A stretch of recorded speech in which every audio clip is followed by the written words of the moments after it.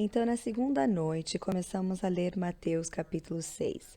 Começamos a falar que o Senhor falou a respeito de oração, mas antes de falar a respeito do que oração é, ele passou muito tempo falando do que oração não é e tentando rebater este conceito errado, porque o sistema religioso da época dele havia se tornado tão hipócrita, tão falso, que havia muita hipocrisia no sistema religioso da época dele, então Jesus teve que desfazer o que as pessoas achavam ser oração antes de ensinar o que oração verdadeiramente é. Então começamos na segunda, ontem à noite eu comecei a falar a respeito do que oração não é, e o meu plano original era ir com calma, é, falar lentamente, tentando lidar de uma forma gentil com essas questões e ir destruindo aos poucos o conceito, mas não saiu dessa forma. É como se Deus estivesse falando, não tem uma forma fácil de matá-la, então só mate. E ontem à noite eu falei muitas coisas que eu não tenho desculpa por ter dito isso. E realmente são coisas que precisam ser ditas, pois existe muita coisa esquisita no corpo de Cristo, principalmente entre intercessores. Claro que não é toda intercessão que é errada, e até o final dessa semana eu vou falar da parte positiva e a forma certa de fazer isso. Mas eu refutei muitas coisas ontem à noite e eu estava esperando muitas reações adversas, mas não ouvi um comentário negativo. Caso você tenha tido uma reação negativa, você não me falou.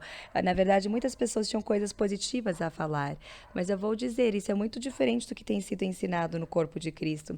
E eu tenho certeza que outras pessoas estão ensinando isso e estou confiante. Só não ouvi ainda uma pessoa falar a respeito daquilo que eu falei ontem à noite, mas ao mesmo tempo a palavra mostra tão claramente. Então eu decidi que louvado seja o Senhor e eu vou falar e vamos ver como isso se sai, mas eu acredito que isso vai libertar as pessoas. O que eu quero compartilhar hoje à noite é a respeito do que é, porque eu já falei do que não é o propósito, vamos falar qual é o propósito da oração. E isso será tão simples que alguns de vocês vão se confundir, vão pensar, não, tem que ser mais do que isso. E talvez não soe correto para você, mas eu acredito de todo o coração e eu acredito que essa é a razão porque algumas pessoas não estão tendo maior sucesso em sua vida cristã, porque eles perdem essas coisas tão simples. E tentando falar da forma mais simples possível, eu acredito que o verdadeiro propósito da oração é ter comunhão e convívio com Deus. É amar a Deus, é ter um relacionamento com Ele. A oração não é nada mais do que uma conversa. Uma conversa deve ser de mão dupla, não um monólogo. Deveria ser um diálogo, deveria ser onde você está tendo convívio com Deus. E eu acredito que grande parte da oração é isso. Esses dados são gerais, mas com a experiência que eu tenho com o Senhor, 95% de todo o tempo que eu invisto em oração é simplesmente louvando o Senhor, amando Ele, apreciando, visitando o Senhor, pagando uma visita a Ele, fazendo uma visita a Ele, nada especial, nada dramático de forma alguma. E sabe o que? Eu sei que isso soa muito simples para muitos de vocês e muitos de vocês vão dizer: não, você precisa saber ser forte em oração e fazer tudo isso. Eu acredito, eu tive alguns momentos onde eu realmente exerci autoridade sobre o diabo e eu prendi o poder dele, eu vi milagres acontecendo. Mas sabe o que? Essa é uma parte tão pequeníssima da minha vida de oração que é praticamente insignificante. E se formos ouvir o que muitas pessoas ensinam a respeito de oração, o foco delas é como pedir, como obter algo de Deus, como fazer com que suas orações sejam respondidas. E se você for muito espiritual mesmo, além de ter as tuas orações respondidas, você sabe orar para que outros respondam as respostas.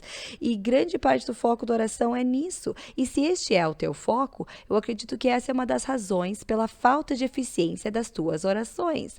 É porque sim, esse é um dos propósitos da oração. O Senhor falou em João 15, se não pedirdes em meu nome, peça para que vocês recebam e para que o seu gozo seja completo.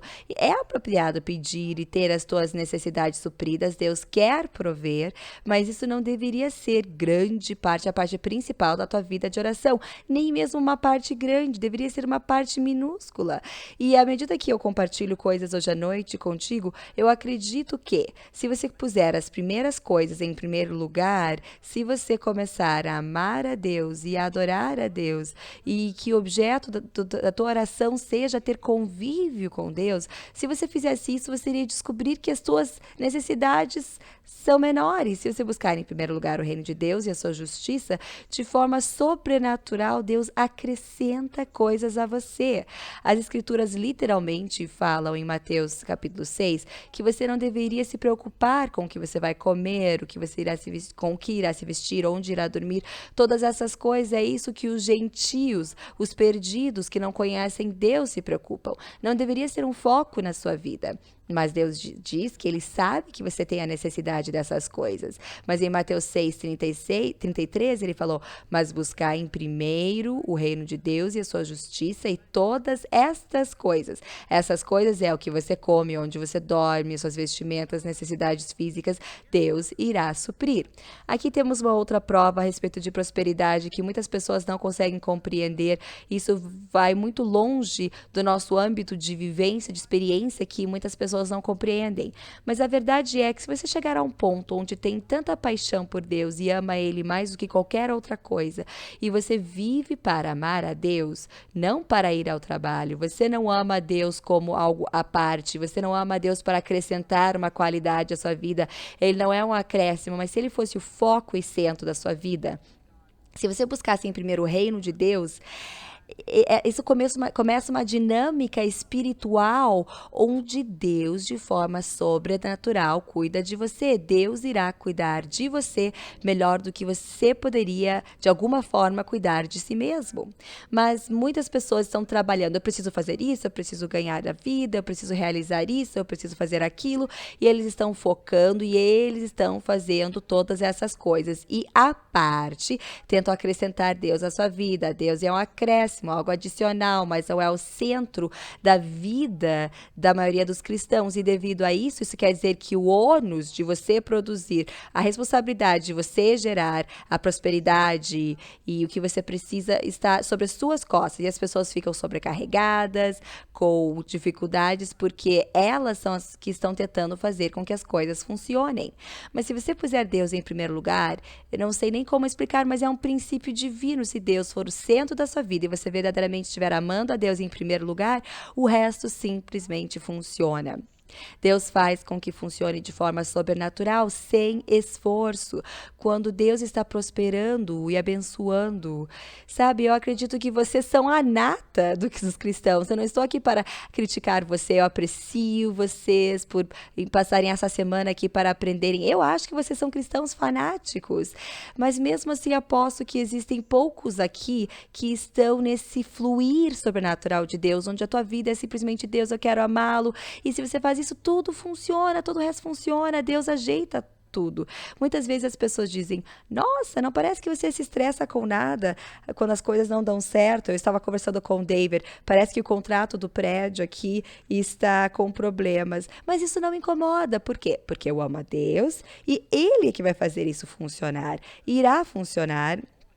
É sim, às vezes é uma chatice ou é um incômodo, mas o diabo só consegue te deixar brabo, mas ele não pode parar nada. E isso não vai mudar a minha vida e eu não vou perder sono. Por isso eu vou dormir bem hoje à noite. Tudo vai funcionar, não é uma grande coisa. Mas algumas pessoas dizem: não, mas eu preciso arrumar isso. Não, eu não preciso arrumar nada.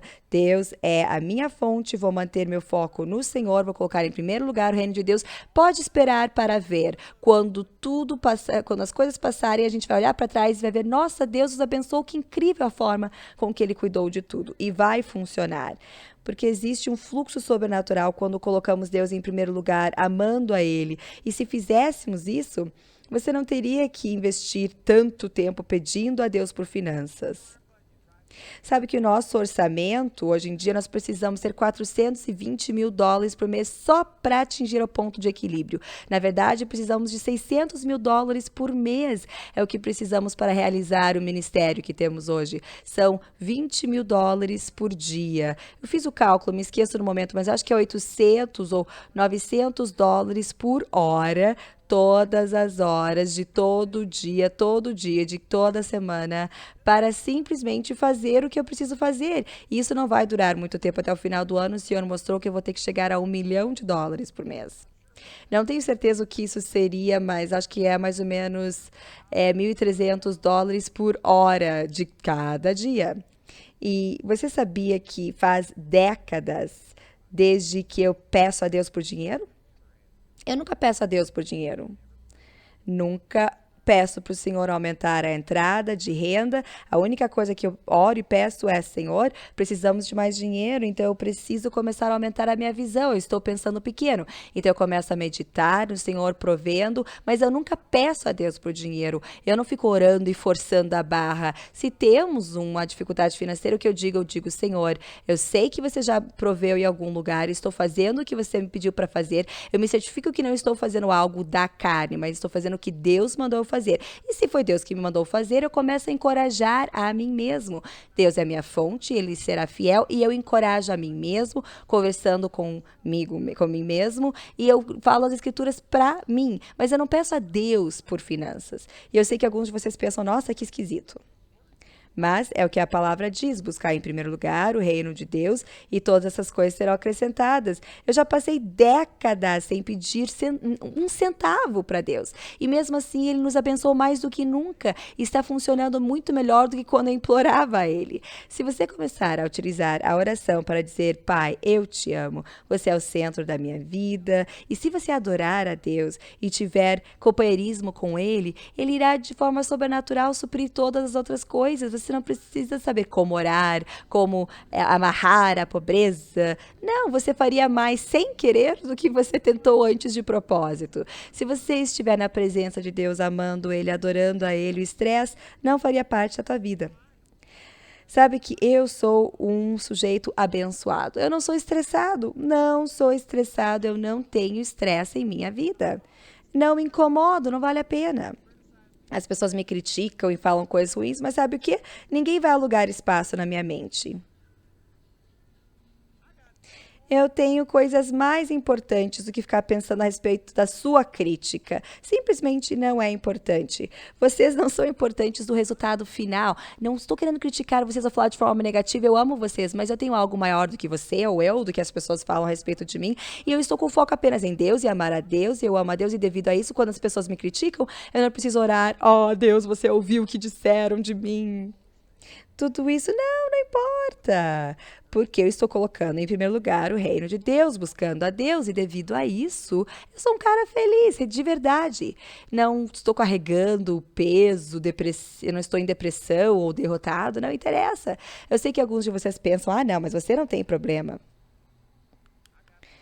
Eu tenho problemas como qualquer um de vocês, e na verdade eu acredito que pastores têm mais problemas porque nós temos um alvo desenhado em nossas costas. E sabe que se eu quisesse, eu poderia me preocupar tanto quanto qualquer pessoa aqui. Eu já tive muitas coisas difíceis acontecendo. Mas se o foco estiver no Senhor, é como a canção: com o olhar para o céu, verás o rosto de Jesus, e as coisas da terra vão diminuir com a graça e glória da sua luz. Se você estiver olhando a luz da glória de Deus, ela cega você a outras coisas. Você não consegue ver o que os outros veem. Eu simplesmente não tenho as preocupações ou os cuidados que os outros têm. E uma das razões por trás disso é porque a minha vida de oração é 95%, em meu caso, é provavelmente 99%, dizendo: Pai, eu te amo, você é incrível. Então eu tenho companheirismo com Deus. E essa é a minha oração. Eu não peço muito para Deus. Eu nunca faço oração por reuniões. Eu sei que alguns de vocês devem estar pensando: nossa, você é maluco, porque não é assim. As pessoas têm intercessores, e você ora, e você prende, amarra o inimigo, você chama as pessoas, e você precisa agonizar, e você precisa entrar e limpar o ar. Não, eu não oro a respeito disso. Sabe, eu simplesmente chego lá. Eu nunca peço para Deus trazer pessoas, Senhor, que a tua unção esteja presente. Isso é um insulto a Deus. Se Deus me chamou para ministrar a palavra dele, ele estaria sendo injusto por me chamar e pedir para eu fazer algo sem me dar o equipamento para realizá-lo. Jesus disse: o Espírito do Senhor Deus está sobre mim, porque ele tem passado já me ungido. Eu nunca peço para Deus me ungir, diz que aquele que já nos ungiu é Deus. Eu acredito que Deus já fez e eu apenas agradeço. Eu digo: Pai, obrigado, que vamos ter uma ótima reunião, porque eu vou falar a verdade, eu vou falar coisas que Deus falou em meu coração e a palavra de Deus já está ungida. Você não precisa pedir para Deus fazer o que ele já fez. Deus quer mudar a sua vida mais do que eu quero mudar a sua vida.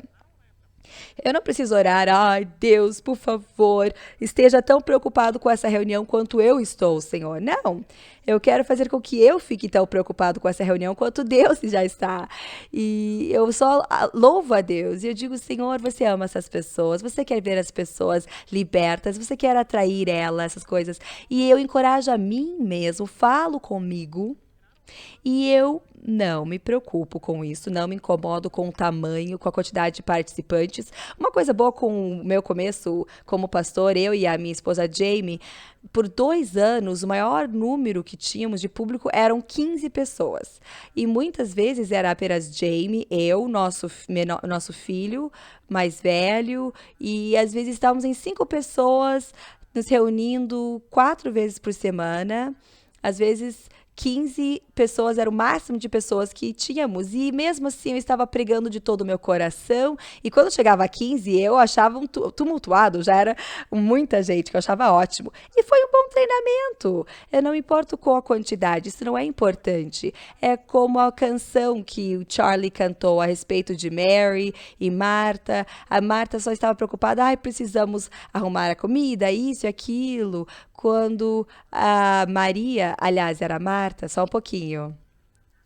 Ah, sim, a Maria ficou sentada aos pés de Jesus e a Marta estava toda preocupada e queria que Jesus corrigisse a Maria, dizendo que a Maria tinha que fazer algo, e ele falou: existe apenas uma coisa que tem que ser feita. E a Maria escolheu a parte boa que não será retirada dela.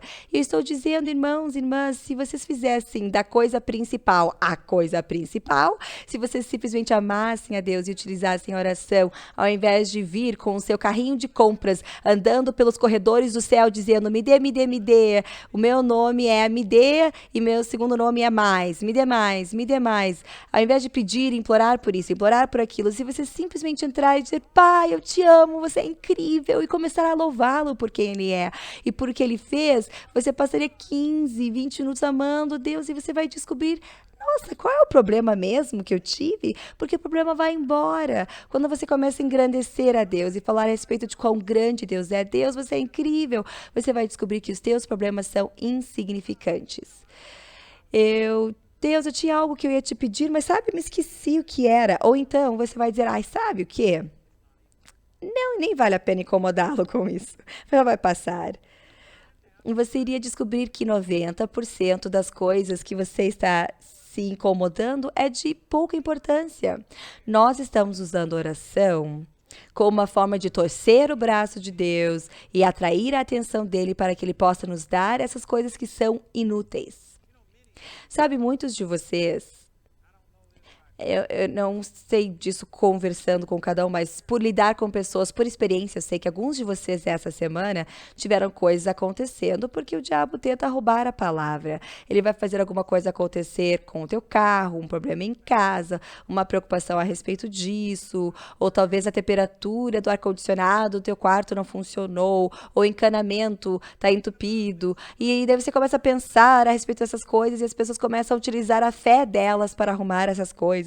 E elas ficam ali obcecadas. E na semana que vem, você nem vai se lembrar o que foi que te incomodou. Certamente, depois de um mês ou depois de um ano, se você for pensar um ano para trás, se você tivesse registrado em um diário o que te incomodou um ano atrás, se você retornasse no seu diário para ler, você iria descobrir: nossa, nem foi uma grande coisa. Mas mesmo assim, eu fiquei 1 hora inteira pedindo para Deus me ajudar a suportar isso.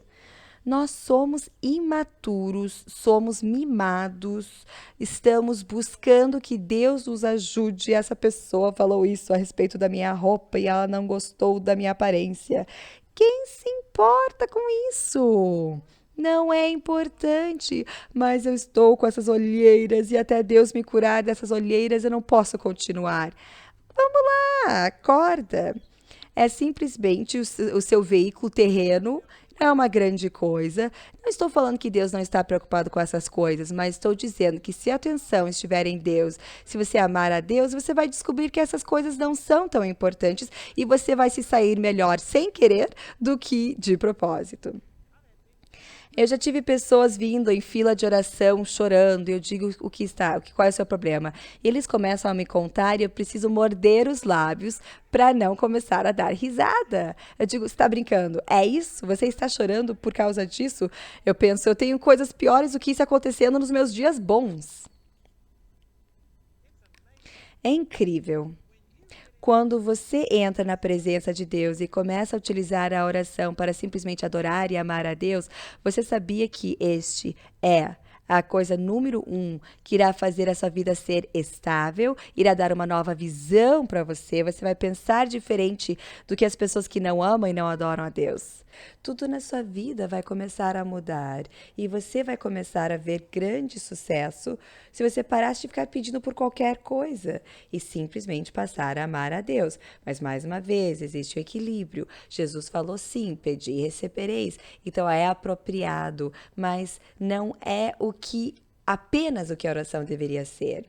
A oração é, em primeiro lugar, amando a Deus. Simplesmente dizendo, Pai, você é um bom Deus. Eu amo você, você é incrível. Entrando pelos portões com louvor, o louvor, a adoração, cantando, tudo isso deveria fazer grande parte da oração. Eu não vou passar pelas palavras em hebraico de tudo isso, mas essas palavras, adoração é o que oração quer dizer, beijar o rosto é o que a palavra oração quer dizer. Sabia que no Antigo Testamento diz que Saul profetizou perante Deus e se juntou aos outros profetas. Se você para estudar, você vê que ele não estava citado dizendo assim diz o Senhor, falando de coisas importantes. Não, ele tinha uma harpa, ele tocava isso, era profecia. Cantar é profetizar. Adorar a Deus. Existe tão pouco que damos a Deus, é só pegando, vindo, Deus, eu não tenho nada para te dar, eu preciso disso, eu preciso daquilo, e estamos perdendo o que o cristianismo deveria ser. E eu vou tentar condensar muita coisa aqui, mas eu vou tentar fazer um ponto aqui. Em João 3,16, eu tenho certeza que todos já ouviram essas escrituras, muitas pessoas sabem de cor, estamos tão familiares com ele que não sabemos o que ele diz. João 3,16, porque Deus amou o mundo de tal maneira que deu seu Filho unigênito para que todo aquele que nele crê não pereça, mas tenha a vida eterna. Você sabia que a forma com que essa escritura é utilizada no corpo de Cristo é que Deus veio e perdoou os teus pecados para que você não fosse para o inferno. E se você receber, você vai nascer de novo e vai escapar do inferno. Mas não é o que esse verso diz? Eu vou dizer desta forma: esse verso não está dizendo que Jesus morreu para que você não perecesse. Ponto. Não é o que o versículo está dizendo. Este versículo está dizendo que Deus amou você de tal maneira que ele veio não apenas para que você não perecesse, mas aqui está a meta da salvação. É para que você pudesse ter a vida eterna. E este termo, vida eterna, se tornou um clichê religioso e muitos de nós estamos familiares. Isso quer dizer ir ao céu, viver para sempre no céu. Muitas pessoas acham que a vida eterna é viver para sempre, mas não é o que é a vida eterna, porque diz aqui no 3º capítulo. Aqui embaixo, acredito no verso 36, aquele que crê no Filho tem a vida eterna. Vida eterna não é algo que acontece no céu. Não é viver para sempre no céu. Diz agora você tem a vida eterna. Então não está falando a respeito de algo no futuro, no céu. É uma realidade do presente. Então, o que é a vida eterna? Vamos ver em João 17, em verso 3. Isso é Jesus, o autor da vida eterna, falando, e ele deu uma definição no verso 3. Isto é a vida eterna, que saibam quem você é, o único verdadeiro Deus, em Jesus Cristo que você enviou. Isso é vida eterna, é conhecer a Deus e Jesus Cristo. Eu sei que alguns de vocês estão pensando, só isso? Eu conheço a Deus. E você quer dizer que é só isso? Só o fato de eu conhecer a Deus, mas aqui não está falando de conhecer da forma que nós fazemos. As pessoas dizem: Você conhece essa pessoa? Ah, eu conheço ela, já vi ela. Você pode descrevê-la ou falar algo a respeito dela. Mas o grego aqui está falando de intimidade, um conhecimento vivencial. A palavra conhecer na Bíblia foi utilizado para dizer que Adão conheceu a Eva e ela concebeu e teve um filho. É utilizado para a relação mais íntima. E é a isso que se refere. É isso que a salvação é. Deus morreu para produzir, conhecer, a possibilidade de conhecer a Ele de forma íntima. Não no futuro, quando você for para o céu, mas agora, nesta vida. E essa é a meta da salvação. Vou falar dessa forma: a meta da salvação não era perdoar os teus pecados. Esse não é o propósito da salvação. Nós ouvimos, as pessoas pregam, arrependa-se ou se não, mude ou queime. E normalmente nós fizemos com que o evangelho ficasse mais barato, tiramos a essência do evangelho e dizemos que a razão porque você tem que nascer de novo é para não ir para o inferno. E sim, é verdade. É uma razão boa o suficiente para nascer de novo e é uma boa razão para darmos a nossa vida e falar aos outros da bondade de Deus, simplesmente para que as pessoas não para elas não irem para o inferno. Mas não é isso que as escrituras dizem. Jesus morreu, amou o mundo de tal maneira, Deus amou o mundo de tal maneira, para que propósito? Para que você pudesse conhecer a Ele de uma forma íntima, próxima e pessoal. E eu vou dizer que se você apenas tivesse seus pecados sendo perdoados para que você não fosse para o inferno, aí você está perdendo a meta da salvação. Você está perdendo o coração, o cerne da salvação. E isso não é o que a salvação é. Claro que é um grande benefício, glória a Deus, por não ir para o inferno e não ter medo da morte e da vida, da próxima vida, da vida após a morte, aliás. Mas a salvação é poder entrar em intimidade com Deus, onde Ele é o seu melhor amigo. A pessoa mais próxima, ela é mais real a você do que seu marido, esposa, filho. E se você não tiver isso, então você não tem a meta ou o propósito real da salvação e você está perdendo o significado da salvação. O pecado não era a razão porque Deus veio. O pecado era apenas uma barreira entre nós e intimidade com Deus. Então Jesus teve que sim morrer pelos pecados para remover a barreira, mas para que intenção? Para que pudéssemos entrar em intimidade e relacionamento com Deus. A meta não é superar o pecado, a meta é ter intimidade e proximidade com Deus. É isso que é a vida eterna e é por isso que Jesus veio. E essa é a razão porque a igreja do primeiro século, a igreja primitiva, teve melhores resultados do que essa. Eles não tinham rádio, televisão, fitas, CDs, eles não tinham a habilidade, todas as coisas que nós temos, eles não tinham a página impressa, não tinham livros, não tinham folhetos, e em 30 anos, um grupinho frajuta de pessoas não educadas mudar o mundo de cabeça para baixo. Em 30 anos, o evangelho já havia se espalhado pelo o mundo conhecido, tiveram um impacto maior do que nós estamos tendo em nossa geração. E você sabe por quê? Porque eles tinham uma qualidade de relação com Deus que era infecciosa. Eu já fui a Roma. Eu lembro que a minha mãe me levou para Roma quando eu tinha 18 anos de idade. E nós passamos pelas catacumbas, pelo Coliseu, os circos máximos, onde matavam pessoas em Ben-Hur, naquela corrida Era no Circus Maximus, onde eles queimavam as pessoas e jogavam aos leões. E eu estive lá e eu nunca vou esquecer. Quando eu passei pelas catacumbas, os cristãos precisavam pegar os mortos e precisavam enterrá-los nas catacumbas, porque os romanos odiavam tanto eles que eles tinham que pegar e enterrar os cristãos nessas passagens das catacumbas, e eles escreviam inscrições nesses túmulos. E eles traduziram e eu comecei a ler todas as inscrições que tinham. E nossa, teve um impacto muito grande em mim. E eu lembro que uma das inscrições que eu li, um homem escrevendo a respeito da sua esposa, e ele diz: aqui está a minha esposa e a nossa filha de 6 meses, e deram a sua vida à glória de Deus aqui nos Circos Máximos. Você consegue ouvir o orgulho, a alegria no fato de que a esposa e filha de 6 meses foram mortas para a glória de Deus. Sabe o que? Muitos de nós estaríamos pensando, ó, estaríamos pensando em tanto amor próprio, que só iríamos ver temor e essas coisas, mas é um fato histórico que os cristãos, à medida que estavam sendo queimados, eles passavam também, eles passavam objetos pelos seus corpos, queimavam eles horríveis. E toda essa dor, mesmo com toda essa dor, os cristãos cantavam. Tanto que Nero tapava os ouvidos, dizendo: Meu Deus, por que que esses cristãos cantam? E era comum, os cristãos costumavam, na verdade, brigar entre si para ver quem tinha a honra de sair e de ser entregue aos leões ou ao fogo. Eles brigavam para ver quem ia ali morrer pela glória de Deus.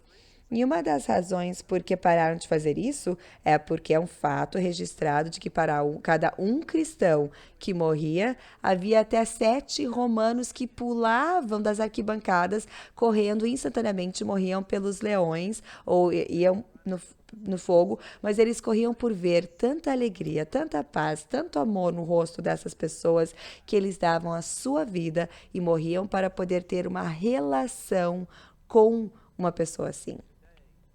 E hoje não existe 1 em 1000 cristãos que teria esse tipo de atitude. É tudo uma questão de eu preciso que as minhas necessidades sejam supridas, Deus me dê isso. E utilizamos oração, a nossa relação com Deus é tão superficial.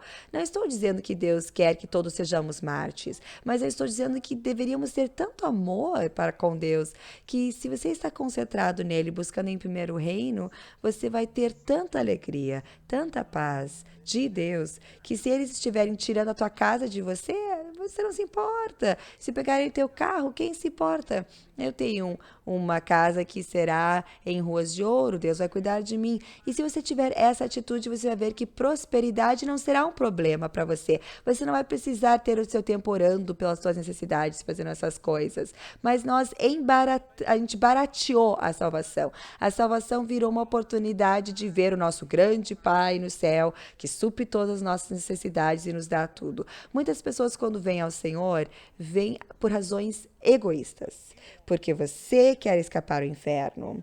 E mais uma vez, isso é uma ótima razão. Mas sabe o que? Existe mais do que apenas isso. Deveríamos estar falando para as pessoas da bondade de Deus, de quão incrível que Ele é, que Ele não está mais brabo conosco, que Ele carregou todos os pecados e a justiça e o castigo pelos nossos pecados, colocou sobre o Senhor Jesus Cristo e Ele pagou, Ele puniu o próprio Filho, enviou o próprio Filho para o inferno, para que nós não tivéssemos que ir lá. Isso mostra quanto amor Ele tem. E se essa fosse a mensagem que nós estivéssemos ensinando, as pessoas estariam pulando as arquibancadas para se unir a nós, estariam vindo, mas ao invés disso estamos dizendo arrependei-vos ou queime. Então as pessoas olham para Deus como se fosse um seguro. E daí a razão por que você tem Deus para não ir para o inferno, e uma vez que eles alcançam essa meta, uma vez que eles têm já esse seguro, a maioria não dá muito tempo a Deus, ou esforço a Deus, eles só servem a Deus o suficiente para poder ir ao céu em vez do inferno, porque foi isso que ensinaram eles. A fé vem para ouvir, ouvir ouvir a palavra de Deus. E se você ensinar que a razão para se salvar é para você não ser mais miserável e para que você tenha todas as suas necessidades supridas e Deus vai responder às suas orações, se essa for a meta, as pessoas vão servir a Deus o suficiente para obter o que precisam e quando tiverem prosperidade vão esquecer Deus. Isso parece uma descrição muito precisa de como a igreja está hoje em dia, porque é isso que temos pregado. Não temos falado que intimidade com Deus, que Deus te ama tanto e tem tanta paixão. Deus é apaixonado por você, apaixonado. Ele ama você mais do que você poderia sonhar. Ele não está brabo contigo. Deus não está colocando os seus pecados sobre você. Ele te vê no Espírito, ele ama você. E Deus Todo-Poderoso quer passar tempo com você, porque ele ama você. E as pessoas não sabem disso. E por causa disso, eles não estão desfrutando dessa relação. E eles tentam reduzir toda a vida cristã, mas principalmente a oração, que é apenas como é que eu posso fazer Deus fazer isso, como que eu posso obter isso de Deus, como que eu posso fazer Deus fazer isso por outra pessoa, e não estamos utilizando a oração pelo que deveria ser. Oração é comunhão com Deus, é companheirismo. Deus, eu te amo. E ter Deus dizer, te amo também. E poder ouvir em seu coração, ter Deus dizendo o quanto Ele te ama e sentir o prazer de Deus e simplesmente ter companheirismo com Deus. A oração é isso. E se você fizesse isso, você não teria que passar quase tempo algum pedindo por coisas, orando por coisas, porque iria de forma sobrenatural. A Bíblia diz: todas essas bênçãos virão sobre você. Eu não vejo cristãos com as bênçãos correndo atrás delas. Eu vejo os cristãos correndo atrás das bênçãos. As pessoas vêm para minha reunião com a língua para fora. Ai, eu estou tentando fazer com que Deus faça alguma coisa. Sabe que se você parasse com isso e simplesmente começasse a amar a Deus, dizendo: Deus, me perdoa, sim, existem coisas que eu preciso na minha vida, mas não é uma grande coisa, eu só preciso amar você e ter companheirismo, saber, se você começar a utilizar oração para amar a Deus, ter companheirismo com Deus, adorar a Deus, tudo na sua vida iria se transformar de uma forma incrível. Mas, por outro lado, você extrai isso da oração, você tira isso da oração e você faz 95% da tua oração ser pedir por coisas, se arrependendo por coisas, chorando, reclamando, murmurando, dizendo para Deus tudo o que o médico te falou, dizendo a respeito das tuas contas, fazendo tudo isso. E sabe o quê? Ele faz com que a vida cristã seja um saco, faz com que seja difícil.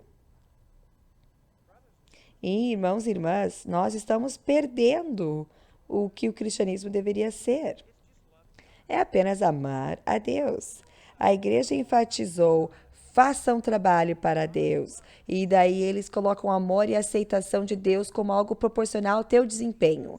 Então, muitos de nós estamos fazendo coisas. Somos humanos fazendo ao invés de ser seres humanos. Sentimos: eu preciso fazer um trabalho para Deus. Cantamos músicas como: minhas mãos foram feitas para ajudar o meu vizinho, meus olhos foram feitos para ler a palavra, meus pés foram feitos para caminhar em suas pegadas, eu nasci para servir o Senhor. Isso é bom, de certa forma, se você compreender que você foi feito para Deus. Mas sabe que muitas pessoas pegam uma música assim, vem assim: eu tenho uma obrigação, eu devo isso a Deus. E você faz como uma dívida que você está pagando. E você começa a criar esse conceito: eu preciso fazer algo para Deus. Deus não está tão preocupado com o que você faz, e sim com quem você é. E você simplesmente tem companheirismo com Ele. Se Deus pudesse ter o teu coração, se Ele pudesse ter você amando Ele, adorando a Ele, utilizando a oração principalmente para amar a Deus e saber quem Deus é, eu garanto que Ele iria receber o teu serviço. Se ele recebe o teu coração, ele vai pegar tua carteira também. Se você for para uma conferência de missão, eu entendo que as pessoas dizem: nós somos materialistas, estamos apenas fazendo coisas para nós mesmos, não estamos pensando nos outros, temos um mundo que está morrendo, indo para o inferno, eles precisam ouvir as boas novas. Eu concordo. Então, em muitas conferências de missão, eles dizem: eu vi isso uma vez numa conferência, diziam: a tua única justificação para a existência é para levar outra pessoa ao Senhor. E eu sei o que eles querem dizer, eu entendo que Deus tem um propósito para a tua vida e não é apenas cuidar de si mesmo, mas você foi criado para ser um canal, uma bênção na vida dos outros. E eu concordo, mas se você aceitar isso, deixa eu te perguntar uma coisa. Então, qual era o propósito de Adão e Eva, da existência deles? Porque eles não tinham outra pessoa para guiar ao Senhor, eles não tinham demônios para expulsar, eles não tinham roupa para ter fé, não precisavam ter fé para a comida, não precisavam orar, dê a nós o pão nosso de cada dia nos dai hoje, eles tinham toda a comida que precisavam, o clima era perfeito, não precisavam orar a respeito de que o coração quebrado deles fosse curado, com a família problemática deles, ou se limpar das memórias, não precisavam repreender demônios, não precisaram fazer todas essas coisas que ocupam o que o nosso cristianismo é, eles não tinham nada disso. E eles se reuniam diariamente com Deus. Para qual propósito? Apenas para ter companheirismo com Ele. A Bíblia diz em Apocalipse 4:11. Então aqui fala das 4 bestas perante o Senhor. E os 20, nós tem a adoração contínua ao Senhor, onde estão dizendo: você é digno, porque todas as coisas são e foram criadas para o teu prazer. Isso diz: todas as coisas são e foram criadas para o seu prazer. Isso diz que o propósito original e ainda o propósito de nós estarmos aqui é para o prazer de Deus. Deus ama você. E Ele queria você simplesmente para mostrar o quanto Ele te ama e para que você pudesse dizer: eu te amo também. Isso é porque Deus te criou. Ele não te criou para fazer algo. É verdade que Ele precisa de algumas coisas sendo feitas, faz parte, mas a meta é que Ele amou você. Ele me amou, Ele quer a gente. E o nosso serviço é um subproduto. Na verdade, existem muitas escrituras que dizem que se você dá o teu serviço a Ele sem dar o coração, isso não agrada a Ele. Diz que o teu sacrifício, tua oferta fede e eu não aguento. Essas são coisas que ele comandou que fizéssemos, mas porque estávamos substituindo o sacrifício sem dar o coração. Se você der todos os seus bens para alimentar os pobres, ou o seu corpo para ser queimado, e não tiver um coração de amor por trás disso, então diz: de nada aproveita. Se você fala com as línguas de homens e anjos, se você tem fé que você pode transportar os montes, se teu coração não estiver em união com Deus, de nada isso aproveita você. E é isso que temos feito, toda a ênfase tem sido feita em fazer algo para Deus. E não compreendemos ainda que o que Deus realmente quer é você, não teu serviço. Mais uma vez, é claro que Ele quer o teu serviço, mas Ele quer você principalmente. Sabe que eu ministrei a respeito disso no rádio 25 anos atrás, e uma senhora em Huntsville, em Texas. Ela estava na prisão, ela estava no corredor de morte por assassinato. E eu não sei os detalhes, mas ela me escreveu uma carta e haviam lágrimas, manchas de lágrimas na carta. E ela disse: eu sou nascida de novo desde que eu cometi esse assassinato, e agora eu nasci de novo, estou cheia do espírito. Mas ela estava confinada, em solitário. Ela não tinha nenhum guarda com quem conversar. Eles simplesmente davam a comida por baixo da porta. Ela nunca saía da cela. E ela disse: eu passei anos pedindo para Deus me matar e me deixar morrer e voltar para o meu lar. E a razão por trás disso, ela disse: mas agora eu amo a Deus, eu nasci de novo. Mas ela disse: mas eu não sou nada além de um problema. Eu envergonhei a minha família, os meus pais. Ela estragou a família dela, pois ela era casada, ela tinha filhos, todos tinham vergonha dela, não tinham mais contato com ela. Ela disse: eu não só fiz isso, mas eu matei uma pessoa, machuquei a família deles, fiz tudo isso, e agora eu dependo do sistema, dos impostos. Seria muito melhor se eu simplesmente fosse morta. Eu não tenho propósito. E ela disse: eu nem posso testificar a ninguém porque eu estou confinada aqui solitária, não tenho um guarda ou outros prisioneiros com quem conversar. Então, por anos ela pediu a Deus para matá-la. Mas então ela ouviu esse sermão e ela disse: pela primeira vez na vida eu compreendi que eu nasci de novo porque Deus me ama.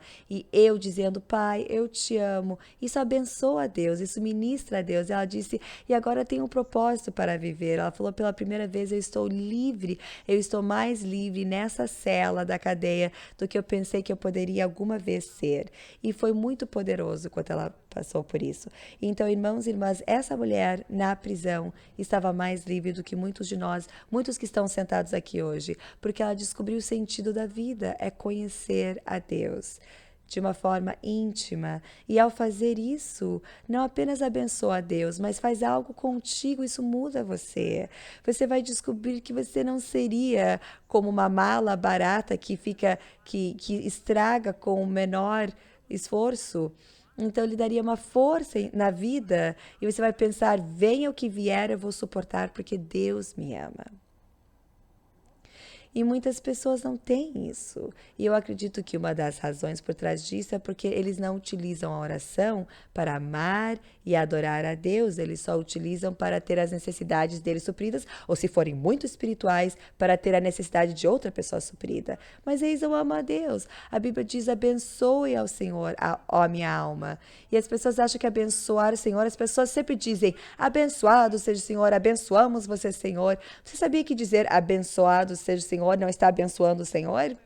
Você sabe, essa mulher, acho que Sandy era o nome dela, Sandy Brown, quando ela nasceu de novo, ela era uma descrente e ela trabalhava em bares. E ela começou a ouvir a respeito do batismo do Espírito Santo. E ela falou: o que é isso?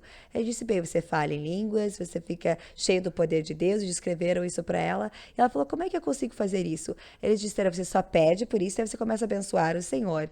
E ela não entendia muito, mas ela então foi para casa e estava escrito ali: batismo do Espírito Santo. Então ela encheu a banheira com água e ela entrou na banheira e ela tinha um pouquinho de tradição católica. Então ela colocou velas e ligou velas por todo o banheiro e ela ficou sentada na banheira e pediu o batismo do Espírito Santo e começou a dizer: abençoa o Senhor, abençoa o Senhor, porque dizia que você tinha que abençoar o Senhor. E ela achou que repetindo a palavra estava abençoando o Senhor. Mas não é isso. E no fim ela acabou recebendo, acabou recebendo o batismo do Espírito Santo, sim, falando em línguas. Mas a verdade que está falando aqui é: se você disser: Pai, eu te amo, você é um bom Deus, sabe o que você está fazendo? Está abençoando a Deus. Deus, ele recebe ministério através disso. Em Atos 13:2 diz que à medida que todas essas pessoas elas oraram, aqui diz que eles ministraram ao Senhor. Como é que você ministra ao Senhor? Você prega para o Senhor? Você diz para ele se arrepender? Deus, é melhor você se endireitar. Não! Quando você ministra para o Senhor é quando você diz: Pai, eu te amo. E isso ministra a Ele. Muitas pessoas não viram isso, mas sabe, Deus tem uma necessidade. Ele é amor. 1 João 4:7 ou 4:8 diz: Deus é amor. E qualquer pessoa que ama tem uma necessidade de ser amado como retorno. Se o objeto do teu amor não te ama em retorno, você fica miserável. E Deus é amor e Ele ama você. E quando você ama a Deus, isso abençoa Ele e ministra a Ele. Sabe quando minhas crianças eram pequenas, com 5 e 7 anos de idade, um sábado eu levei eles e uns amigos para andarmos a cavalo o dia inteiro, andamos de balanço nas árvores, se sujaram, comeram comida porcaria, bala, sorvete, todas as coisas que se a minha esposa estivesse conosco, ela não teria aprovado. Nos sujamos, gastamos o dia inteiro fazendo isso. E depois, no fim, eu limpei, dei banho neles, oramos, tivemos o devocional. Então, eu desliguei as luzes e quando eu estava saindo do quarto do Peter, ele tinha 5 anos. Ele falou: pai. Eu falei: sim. Ele falou: você é um bom pai. Sabe o que isso fez? Isso me abençoou. Ele não disse: abençoado pai, bênção pai. Não, ele só falou: obrigado, pai, você é um bom pai. E isso me fez querer arrancar ele da cama e voltar a andar a cavalo e fazer tudo de novo. E é assim que funciona. Alguns de vocês não percebem, mas Deus precisa ser ministrado. Ele quer que você abençoe-o. E aí você foi criado com esse propósito, esse foi o propósito original. E ainda é o teu propósito número 1 na vida, é dizer, Pai, você é um bom pai. Você é um bom Deus, Pai. Obrigado. Obrigado pela minha saúde. Obrigado que você me deixou viver nesse país. Obrigado pelas minhas oportunidades. Obrigado que eu tenho emprego. Ao invés de reclamar pelo emprego, agradeça que é tão bom quanto é. Podia ser pior. Agradeça a Deus que é tão bom quanto é. E passe a amá-lo e abençoar a Deus e agradecer a Ele. E sabe o que? Deus vai ficar tão abençoado que Ele vai querer tirar você da cama e te dar tudo que Ele consegue pensar e abençoar você. E todas essas coisas virão sobre você. E os outros vão ficar lá implorando para Deus, pedindo por essas coisas. E tudo está fluindo na sua vida porque você ama Ele. Existem poucas pessoas que abordam a Deus dessa forma.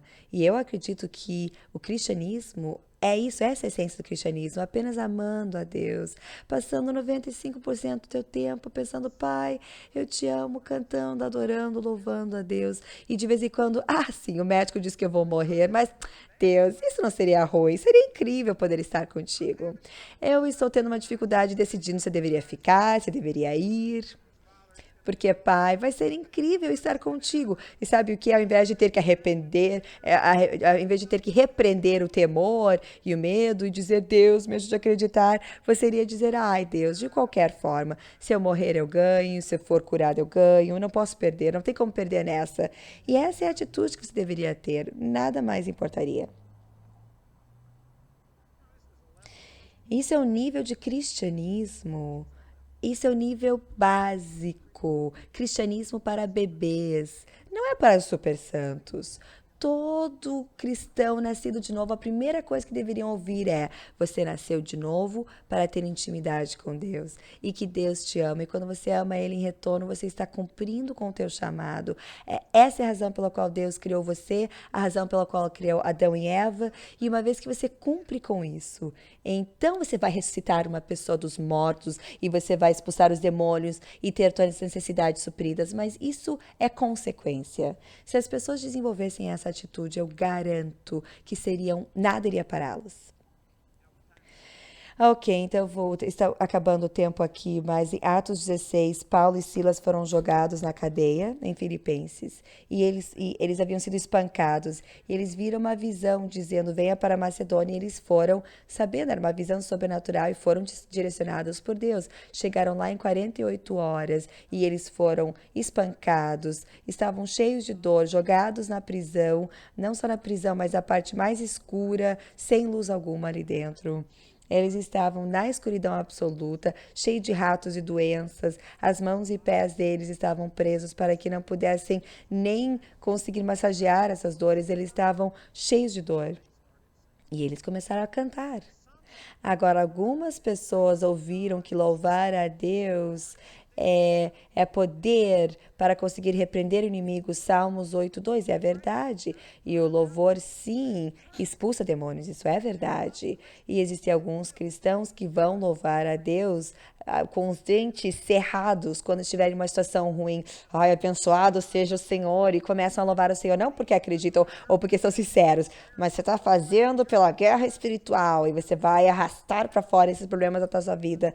Mas se essa é a melhor razão que você tem, bom, é melhor louvar o Senhor dessa forma do que reclamar e murmurar. Mas você sabe o que aconteceu? Quando eles começaram a adorar a Deus, Deus começou a bater o pezinho dele, aí isso criou um terremoto e abriu todas as celas. E eis o milagre, não é o terremoto. Sabe qual foi o grande milagre? Quando, uma vez que se abriu a cela e eles podiam fugir, eles não pararam de louvar a Deus. Eles ficaram. Eles não louvaram a Deus para que pudessem sair, fugir do problema deles. Sabe o que isso quer dizer? Isso é raro. Eles louvaram a Deus porque eles realmente amavam a Ele, mesmo tendo sido espancados.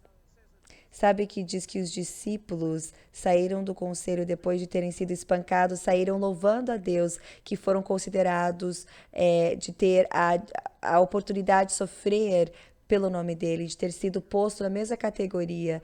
Pedro foi crucificado de cabeça para baixo, porque ele não se sentiu digno de ser crucificado da mesma forma que Jesus foi. E ele foi crucificado e ele viu isso como uma forma de orgulho de ser identificado com Cristo.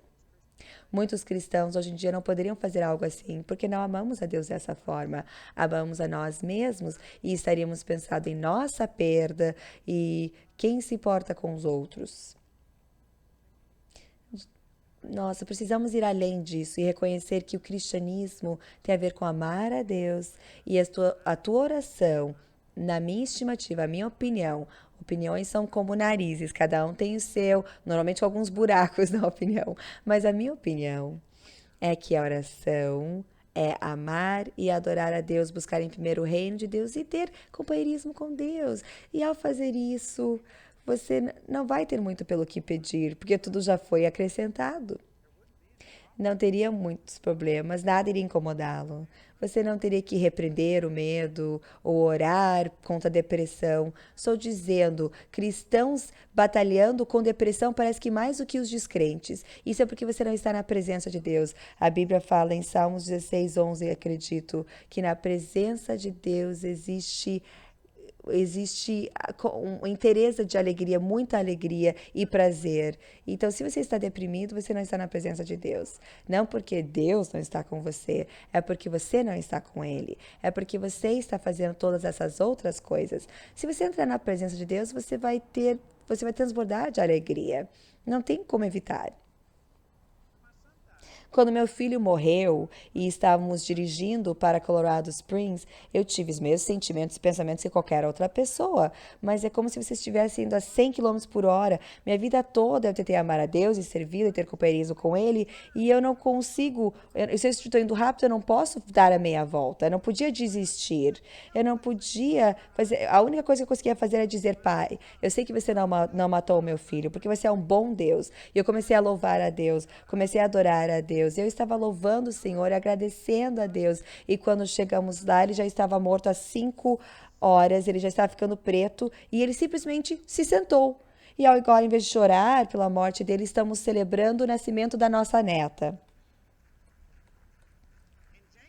E Jamie e eu falamos a primeira coisa, quando meu outro filho ligou dizendo, pai, desculpa dizer, mas Peter morreu. Eu falei, está morto? O que aconteceu? Ele me contou e eu falei, bom, mas o primeiro relatório não é o último.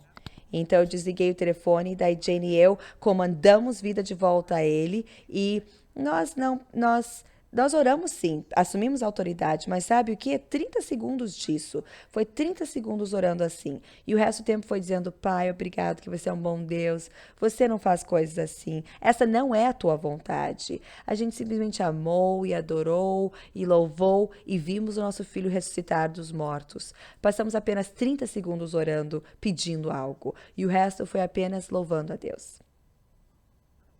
Eu sei que alguns de vocês não concordam com o que eu estou dizendo, mas não me acorde, pois está funcionando. Amém? Eu estou desfrutando, eu desfruto, e a minha vida de oração com Deus é assim, apenas amando a Deus, eu não peço por muito, não. Mas sabe o que? Grandes coisas estão acontecendo, e eu recomendo.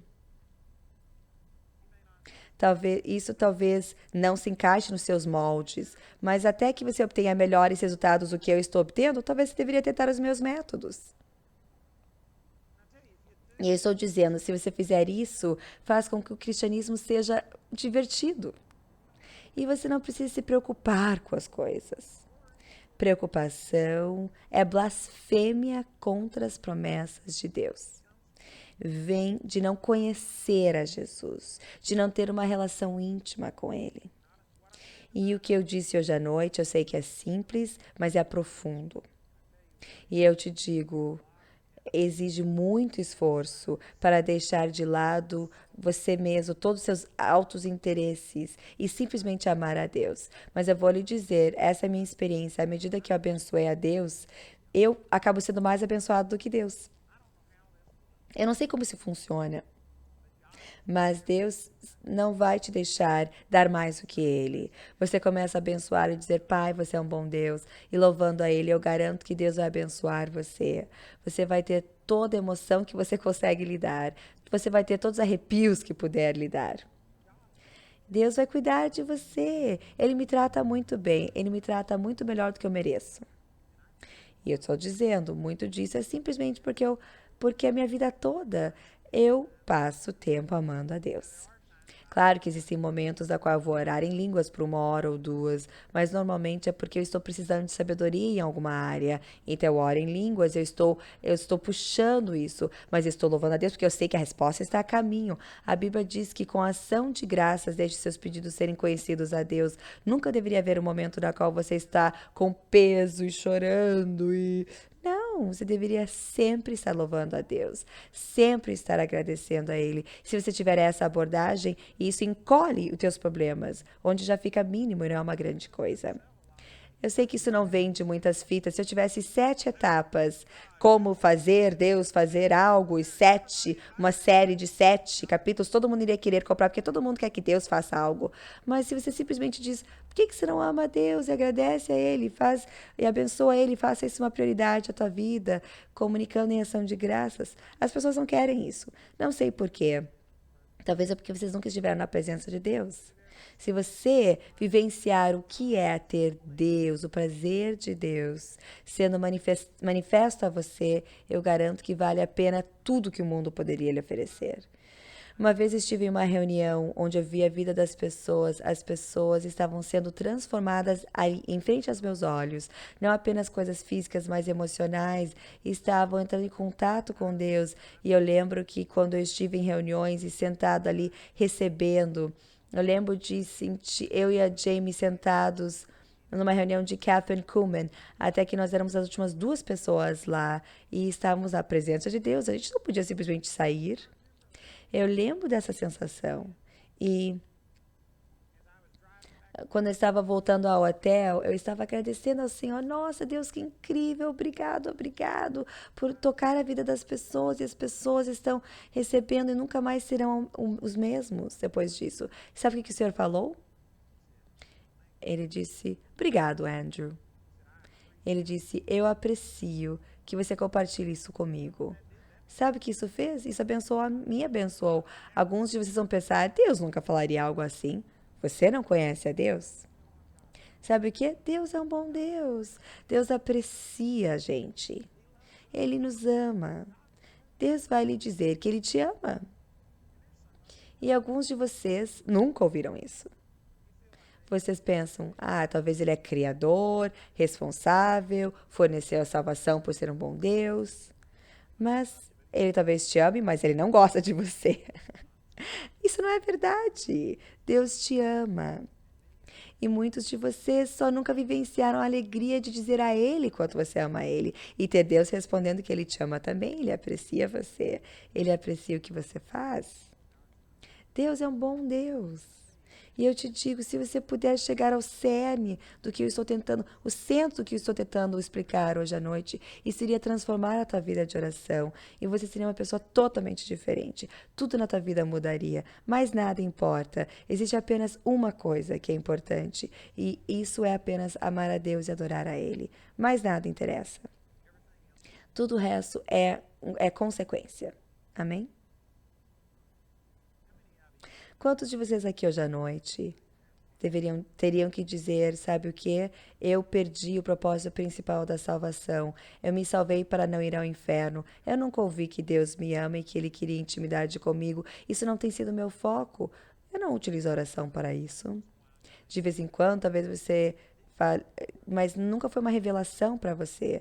Então, hoje você tem que dizer, eu preciso me arrepender e eu vou receber a meta principal da salvação. Eu preciso começar a amar e adorar a Deus, e eu vou fazer isso, eu vou receber isso. Quantos de vocês aqui, eu sei que todo mundo aqui poderia amar mais a Deus. Eu estou muito convicto do que eu preguei. Mas sabe o que? Por mais que eu sempre possa fazer melhor e posso fazer mais, isso realmente é o desejo do meu coração. E é isso que tenho feito ou tentado fazer por 30, 40 anos. Então, eu não posso me comprometer a fazer melhor do que eu já tenho feito. Eu não estou dizendo que já faço perfeito, mas já é um comprometimento meu. Mas alguns de vocês, isso não tem sido o teu comprometimento. Você é comprometido a si mesmo, comprometido a ter as tuas necessidades supridas. E talvez você até ore por outras pessoas, mas sabe o que? A verdade é que no fim das contas você não ama a Deus dessa forma. Quantos de vocês aqui hoje poderiam se humilhar e dizer: sim, irmão, esse sou eu preciso me arrepender, eu vou me comprometer, eu vou todos os dias dizer: Deus, você é um bom Deus. E eu vou abençoar a Deus. Eu quero abençoar a Deus. Quantos de vocês aqui hoje diriam: eu não estou fazendo isso, mas vou mudar, vou me comprometer. Peço que fique de pé e eu vou guiar vocês em oração. E a Bíblia diz, eu acredito que é 1 de Timóteo 1,12. Ele é fiel em manter aquilo no qual nos comprometemos. Se você não se comprometer, ele não vai manter. Se você não fizer um comprometimento, alguns de vocês podem pensar: eu não tenho certeza se eu vou conseguir cumprir. Você não consegue. Você vai falhar. Mas se você simplesmente fizer o comprometimento, Deus vai lembrá-lo. Deus vai cumprir em você. Ele vai trazer você de volta a isso. É importante que você faça algo. E ao ficar de pé e se humilhar, sabe o que você está fazendo? Você está dizendo: eu estou dizendo que Deus é mais importante do que eu. Eu sei que provavelmente alguém está pensando: ai, depois de todo mundo baixar a cabeça e fechar os olhos e ninguém vai me ver, mas sabe que está se colocando antes de Deus. A Bíblia diz: confesse suas falhas uns aos outros e orai um pelos outros para que sareis.